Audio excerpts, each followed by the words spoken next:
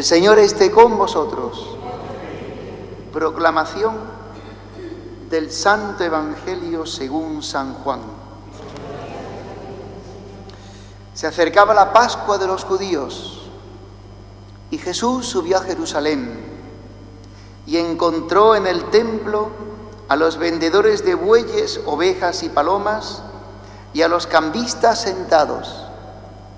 Y haciendo un azote de cordeles, los echó a todos del templo, ovejas y bueyes, y a los cambistas les esparció las monedas, y les volcó las mesas, y a los que vendían palomas les dijo: quitad esto de aquí, no convirtáis en un mercado la casa de mi Padre.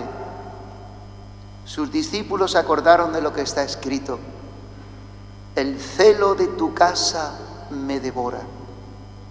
Entonces intervinieron los judíos y le preguntaron: ¿qué signos nos muestras para obrar así? Jesús contestó: destruid este templo y en 3 días lo levantaré. Los judíos replicaron: 46 años ha costado construir este templo y tú lo vas a levantar en 3 días. Pero él hablaba del templo de su cuerpo. Y cuando resucitó de entre los muertos, los discípulos se acordaron de que lo había dicho y creyeron en la Escritura y a la palabra que había dicho Jesús. Palabra del Señor.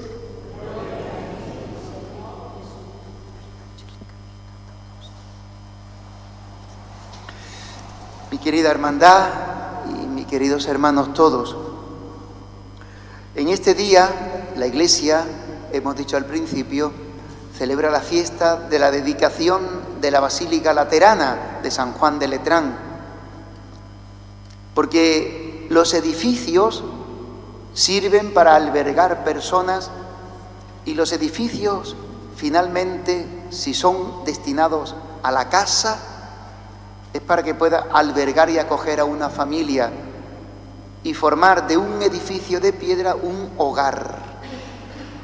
lugar donde se vive y donde se llena de vivencia, de presencia de esas personas, del vivir, de tal manera que después se puede hacer memoria de lo vivido, memoria de la experiencia. Todos tenemos de cuando hemos vivido en un sitio o en otro, lo que hemos vivido en esa casa.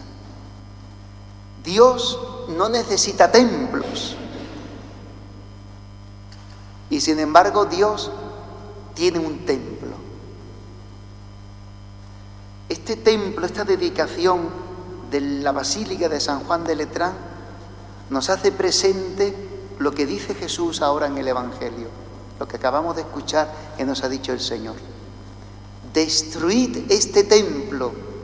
Esa es la señal que Jesucristo da a los judíos para que crean en Él.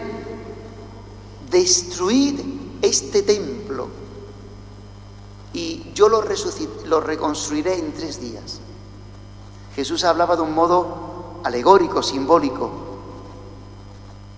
Bien, nosotros ya bien sabemos, primero porque lo dice San Juan y después porque ya se nos ha enseñado a qué se refiere Jesús cuando dice destruid.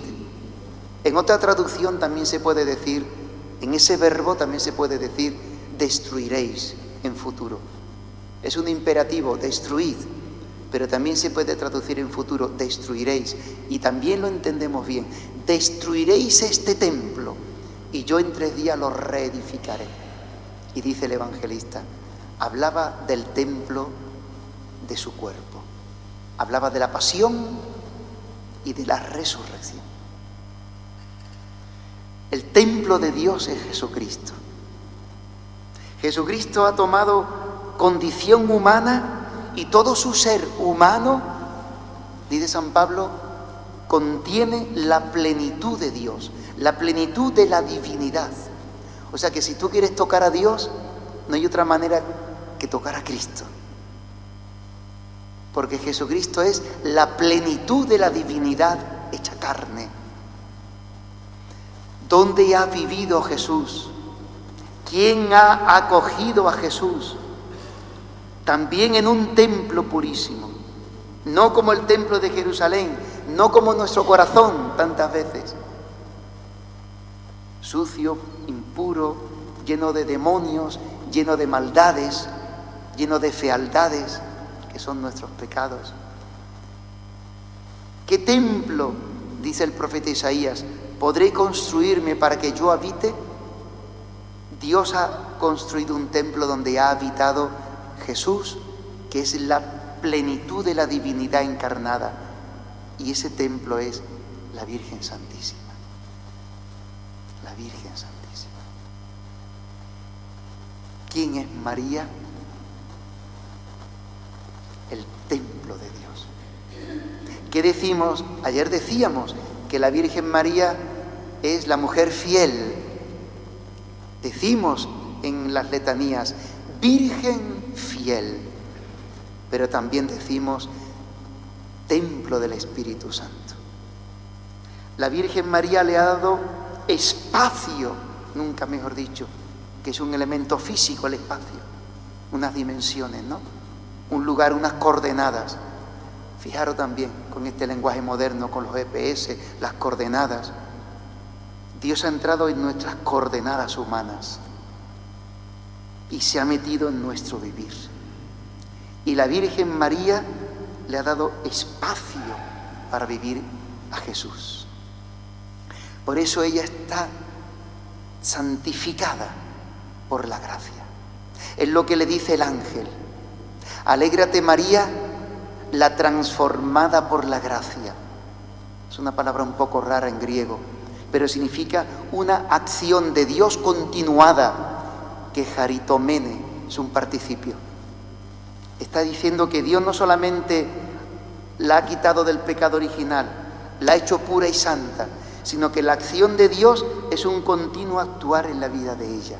Qué cosa más grande. Por eso Dios la ha hecho ser templo del Espíritu Santo.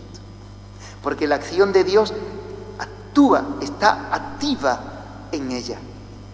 Nosotros tenemos un problema hasta que vamos avanzando en la fe y vamos descubriendo estas cosas.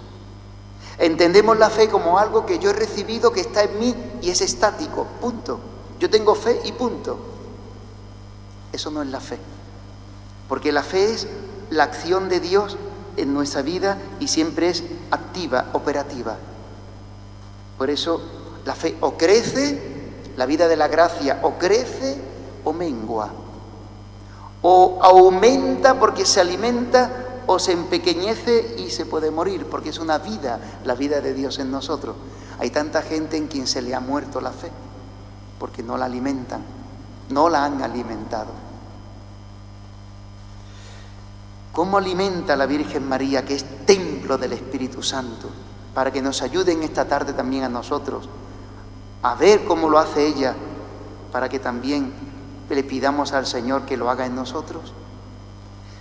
La vida de la gracia, la acción del Espíritu, hace que nuestra vida se llene de la gracia santificante que se llama.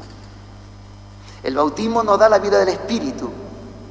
Tú tienes dentro la vida del Espíritu por el bautismo. Pero esa vida del Espíritu necesita ser alimentada. Como un niño en el vientre materno tiene el cordón umbilical y su madre le va alimentando sin darse cuenta. El niño va creciendo, va creciendo. La gracia santificante nos hace vivir la vida de Dios y rechazar todo lo que es contrario a Dios. Por eso decíamos ayer que no nos va a preguntar Dios cuántas cosas hemos hecho, sino si le hemos sido fieles, que es más profundo. Ser fiel necesita la fuerza de la gracia. Esta gracia que me va santificando. ¿Por qué? Porque va moviendo toda mi vida, desde mis pensamientos, desde mis deseos, desde mis sentimientos, desde mis obras, desde todo mi vivir, del hacer Dios en mí su voluntad, que es lo que veíamos ayer en la Virgen. ¿Cómo alimentar entonces? ¿Cómo alimenta María Santísima del Patrocinio, la gracia santificante. De modo que, esto es muy grande, en la medida en que se alimenta, crece en nosotros. Y como que Dios la va haciendo cada vez más grande. No es que se autoalimenta, no se retroalimenta, sino que es Dios que va derramando su gracia en nosotros. En la medida en que va alimentándose esa vida de Dios en nosotros, se hace más grande y a la vez va recibiendo de Dios aumento de gracia. No sé si me explico. No sé, ¿me explico? ¿Me entendéis? ¿Cómo se alimenta? Con la palabra de Dios. Por eso no es una devoción particular de capillita o de beatos o de beata, el evangelio de cada día en la oración diaria, la palabra de Dios. Yo alimento mi vida y mi fe con la palabra de Dios cada día. En el grupo, en la hermandad, tenemos la lectura creyente que ya pondremos en marcha en este mes. Yo alimento la fe, no mi fe, como si fuese algo mío de propiedad, sino la fe que he recibido de Dios y que está en mí. Yo alimento la fe en mí con la palabra de Dios, porque ese es el aceite para la lamparilla. O me conformo con lo que yo ya tengo.